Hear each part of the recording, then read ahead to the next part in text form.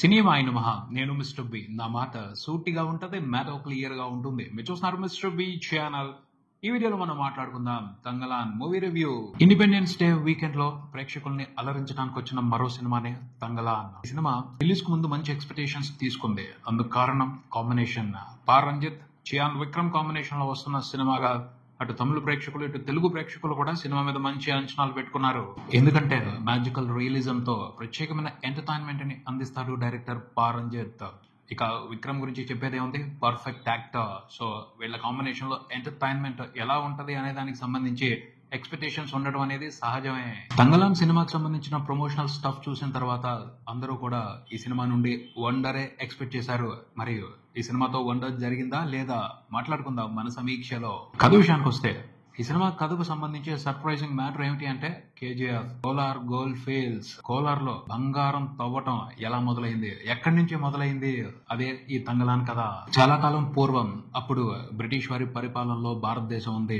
ఆ టైంలో మైసూరుకి దగ్గరలో ఓ ప్రాంతంలో బంగారం ఉంది అని రకరకాల కథలు ఉన్నాయి. ఆ కథల్ని కొంతమంది నిజమని నమ్ముతారు. అప్పటికి ఆ ప్రాంతానికి కోలార్ అని పేరు పెట్టలేదు. అక్కడ బంగారం ఉంది అని కొంతమంది నమ్ముతా ఉంటారు. అలా నమ్మే వాళ్ళు ఇంకో విషయాన్ని కూడా నమ్ముతారు. ఆ బంగారాన్ని కొన్ని శక్తులు ప్రొటెక్ట్ చేస్తా ఉంటాయి. ఆ ప్రొటెక్ట్ చేసే ప్రాసెస్ భయంకరంగా ఉంటది. అందుకని అక్కడికి వెళ్లి బంగారం వెతకడం అంటే చాలా మంది భయపడతారు, ఎక్కువగా భయమే పడతారు. కాకపోతే బంగారం అంటే ఆశ ఉంటది కదా.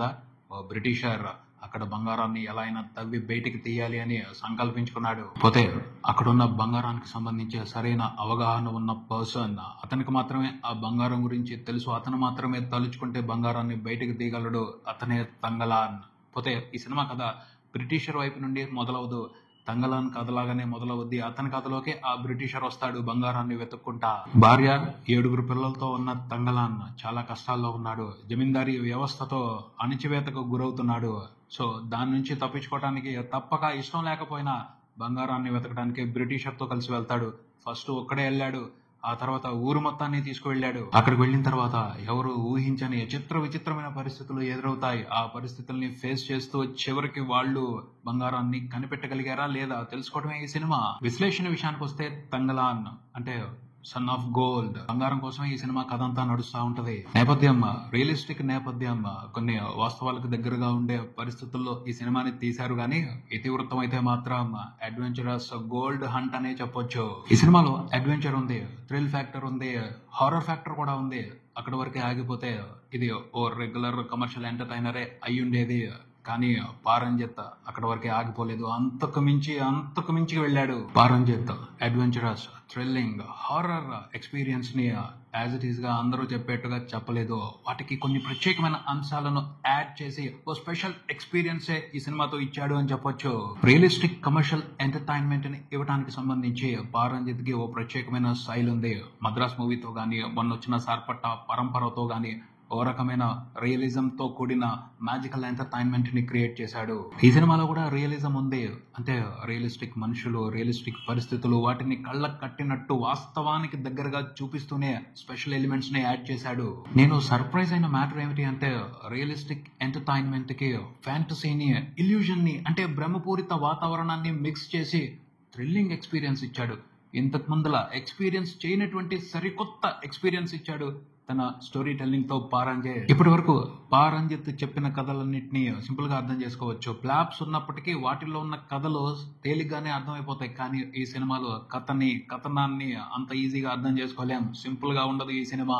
భారతదేశానికి సంబంధించిన రియలిస్టిక్ రస్టిక్ నేపథ్యంలో క్రిస్టోఫర్ నోలన్ కానీ, డేవిడ్ ఫించర్ కానీ సినిమా తీస్తే ఎలా ఉంటుందో అలా ఉంది ఈ సినిమా. నేనైతే చెప్తాను, ఎందుకంటే ఈ సినిమాలో కాంప్లికేటెడ్ రైటింగ్ ఉంది, కాంప్లికేటెడ్ స్క్రీన్ ప్లే ఉంది, కాంప్లికేటెడ్ టేకింగ్ ఉంది, కాంప్లికేటెడ్ డైరెక్షన్ ఉంది. ఏ విషయం చూసినా సంక్లిష్టంగానే అనిపిస్తుంది. పా రంజిత్ ఇంటెలిజెంట్ వర్క్ కాదు ఈ సినిమా, జీనియస్ వర్క్. ఇంటెలిజెంట్లు ఎక్కువ మందే ఉంటారు, కావాలంటే ఇంటెలిజెన్స్ ని పెంచుకోవచ్చు. కానీ జీనియస్ మాత్రం కొద్ది మందే ఉంటారు. తంగలాన్ మూవీ ఖచ్చితంగా చెప్పొచ్చు పా రంజిత్ జీనియస్ వర్క్ అని.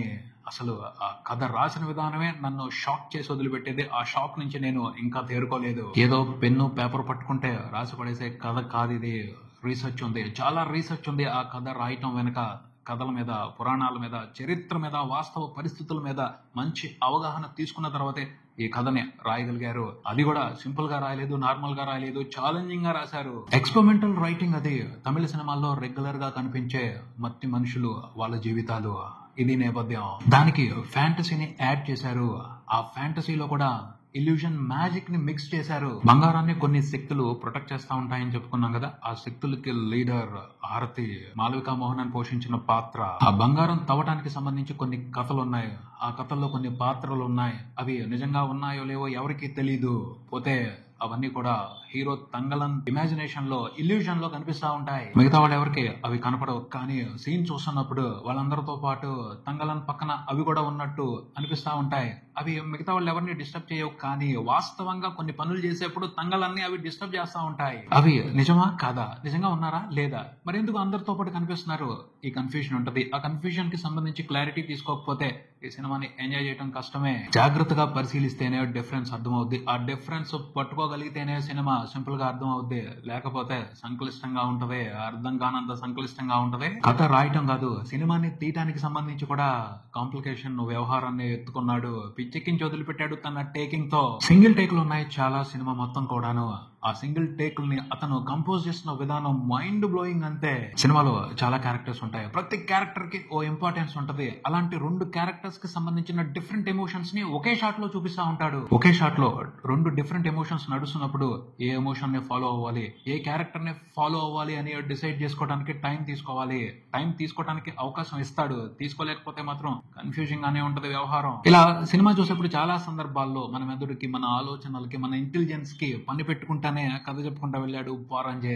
ఇలా కాంప్లికేటెడ్ గా స్క్రీన్ ప్లే రాసుకుని కాంప్లికేటెడ్ గా సినిమా తీసినప్పటికీ కమర్షియల్ ఎలిమెంట్స్ ని వదిలిపెట్టలేదు. ఫైట్స్ బాగుంటాయి, థ్రిల్లర్ ఫ్యాక్టర్స్ బాగుంటాయి, హర్రర్ ఫ్యాక్టర్స్ థ్రిల్ చేస్తాయి. సినిమా క్లైమాక్స్ ను కూడా డిఫరెంట్ అప్రోచ్ తోనే ప్రెజెంట్ చేశాడు. ఏది వాస్తవం, ఏది నిజం, ఏది భ్రమ, దేన్ని నమ్మాలి, దేన్ని నమ్మకూడదు, ఏది రాత్రి, ఏది పగలు, ఇంత కన్ఫ్యూజన్ క్రియేట్ చేసి ఓ ప్రత్యేకమైన ఎంటర్టైన్మెంట్ నే ఇచ్చాడు. క్లైమాక్స్ ని చాలా డిఫరెంట్ గా ప్రెజెంట్ చేశాడు. పారంజిత్ లో మనం ఇంతకు ముందులో చూడనటువంటి డైరెక్షన్ యాంగిల్ ని చూస్తాం. నాకు ఇలా తీయటం వచ్చు, నా డైరెక్షన్ స్టైల్ ఇది, నా జీవితాంతం ఇలాగే సినిమాలు తీసుకుంటా వెళ్తాను, అది కాదు జీనియస్ లో పనితనం. ఎక్స్పెరిమెంట్స్ తో ఎప్పటికప్పుడు వాళ్ళని మెరుగుపరుచుకుంటూ వాళ్ళని వాళ్ళు కొత్తగా ప్రెజెంట్ చేసుకుంటారు.